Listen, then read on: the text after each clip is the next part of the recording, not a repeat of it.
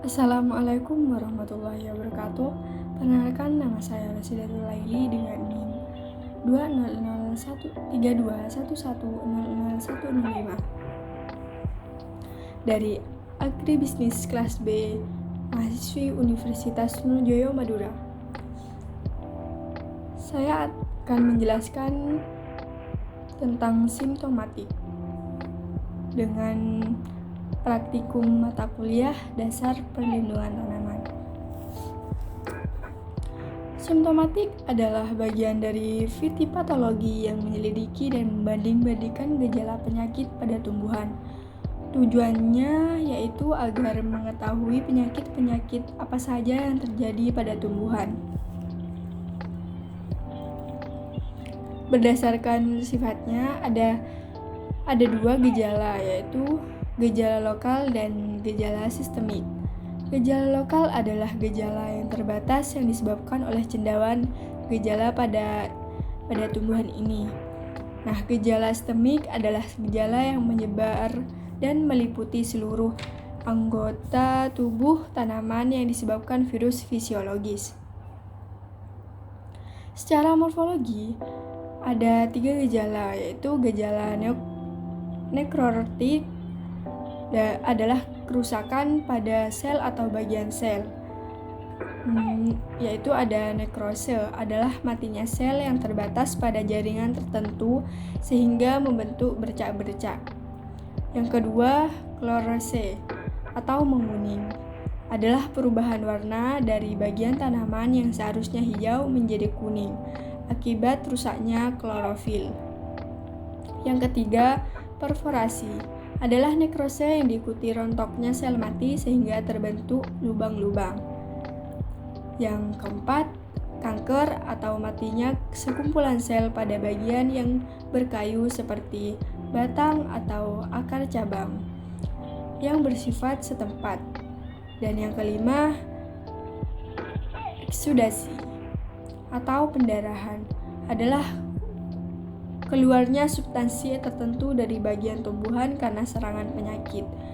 Yang keenam, busuk, adalah gejala yang disebabkan oleh berbagai patogen yang dibedakan, yaitu busuk basah dan busuk kering. Busuk basah pada bagian yang mengandung cairan, dan busuk kering seperti kering biasa. Nah, gejala hipoplastis. Gejala hipoplastis yaitu adalah roset. Gejalanya pada ruas-ruas tidak memanjang dan pembentukan daun kurang mendapatkan hambatan sehingga daun berdesak-desakan untuk membentuk satu karangan. Yang kedua, kerdil. Gejala yang disebabkan karena terhambatnya pertumbuhan bagian-bagian tanaman sehingga ukurannya lebih kecil dari seperti biasanya. Nah, yang ketiga, perubahan simetri, adalah hambatan pertumbuhan pada bagian tertentu yang tidak disertai dengan hambatan yang lainnya. Yang ketiga yaitu gejala hiperplastis.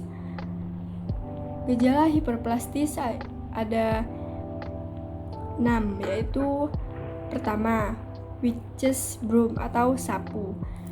Tunas ketiak yang biasa tidur atau laten dapat berkembang dengan hebat sehingga terbentuk seberkas tunas-tunas.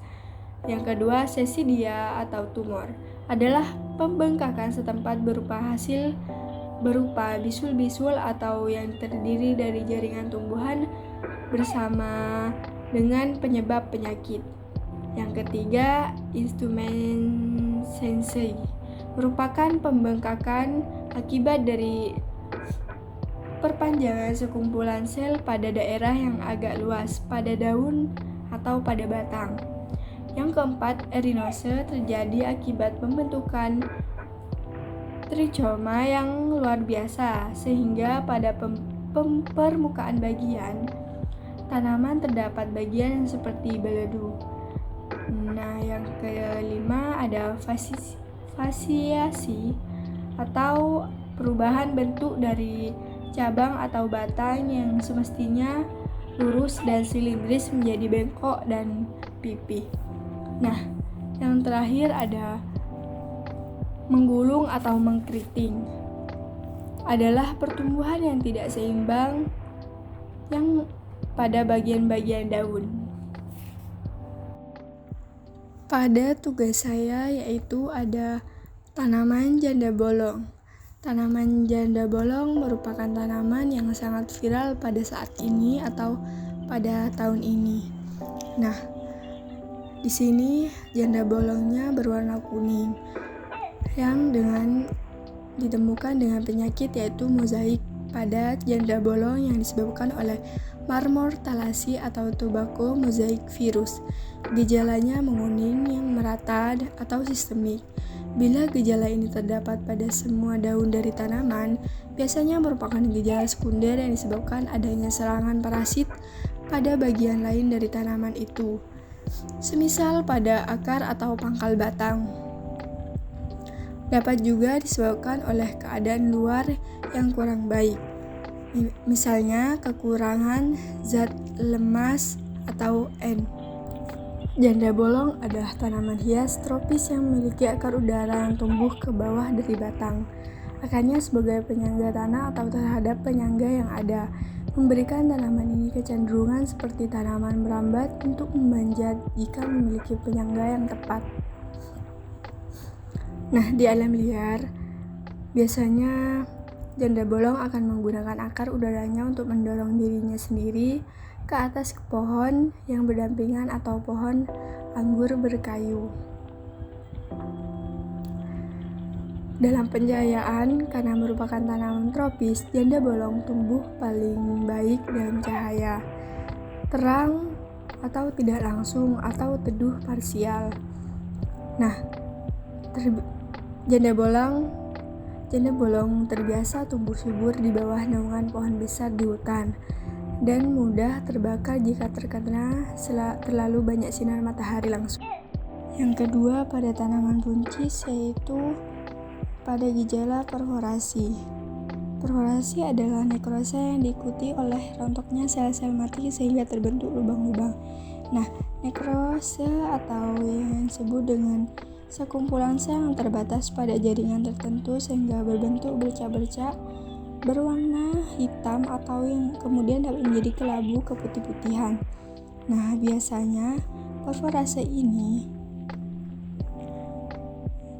disebabkan oleh penyakit dengan Helmintosporium heavii. Nah, penyakit ini merupakan penyakit yang biasa terjadi pada tanaman yang menjalar. Tidak terlebih lagi pada nekrose yang berbentuk seperti garis-garis kontris yang sekian presentasi yang dapat saya sampaikan, kurang lebihnya mohon maaf. Terima kasih. Wassalamualaikum warahmatullahi wabarakatuh.